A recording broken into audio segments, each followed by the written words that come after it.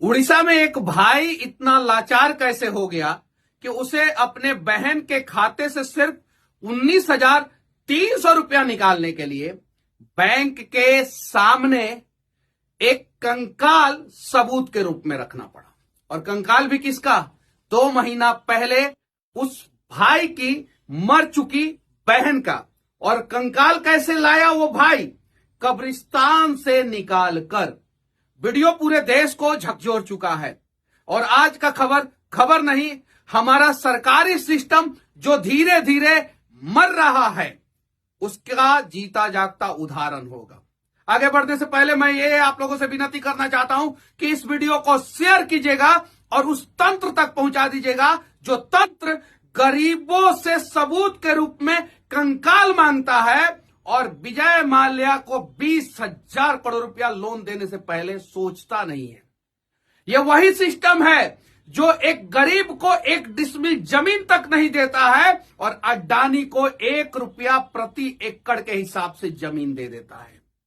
यह वही सिस्टम है जहां पे गरीबों को सड़कों पे चलने के लिए हर एक नियम कानून का पालन करना पड़ता है और किसी नेता का बेटा बड़ी गाड़ियों से किसी को भी उड़ा के चला जाता है और उसे सिर्फ और सिर्फ 6 घंटे के अंदर जमानत दे दिया जाता है। ये इस देश के तमाम उन गरीबों की कहानी है जो सिस्टम के नियमों तले कहीं नहीं तो कहीं रोज घुट घुट के मरते हैं। इंसानियत अगर आपके और हमारे अंदर जिंदा होगी तो इस खबर को उस सिस्टम तक पहुंचा दीजिए जो गरीबों के लिए पूरी तरीके से लापरवाह हो चुका है और अमीरों के लिए रेड कारपेट बिछा के खड़ा है।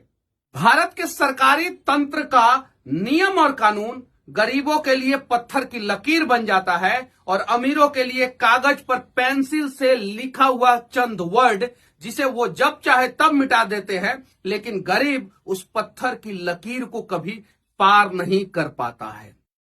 जीतू मुंडा की ये कहानी उस लोकतंत्र के ऊपर करारा तमाचा है जो बार बार ये कहता है कि हम नीचे से ऊपर तक सबके लिए सामान्य हैं।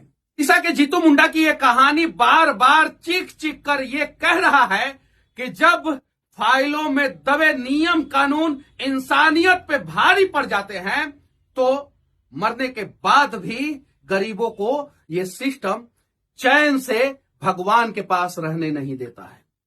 एक भाई के नाते मैं आप लोगों से कहना चाहता हूं कि शेयर कीजिएगा इस वीडियो को, वरना अगली बारी किसी की भी हो सकती है। जय हिंद।